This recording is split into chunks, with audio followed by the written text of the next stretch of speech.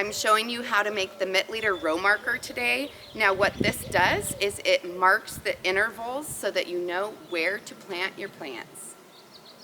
When you're doing the interval marking, you want to have one side of it be every 6 inches and then the other side of it be every 7 inches, because then you can use those for any of the different marking amounts.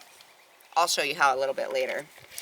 So that's what you want to start with, is a 2x2, and mark it every 6 inches on the one side.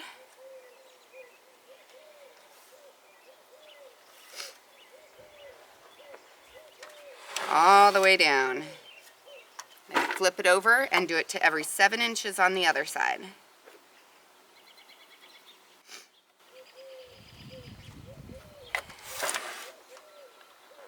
The next step is to measure out 3/4 of an inch on your 1/2 inch drill bit.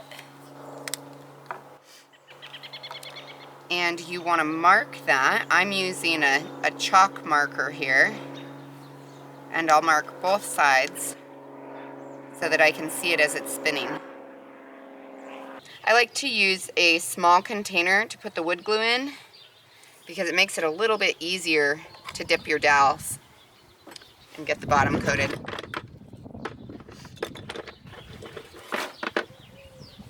And all you do at this point, dip your dowel in the bottom and tap it in.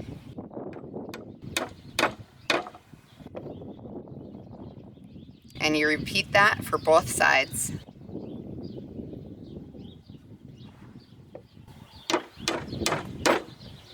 These dowels are 1/2 inch dowels that have been cut to 2.5 inches.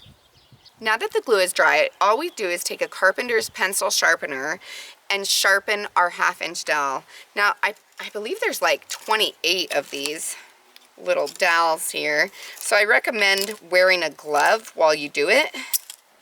And you don't want to make it super sharp.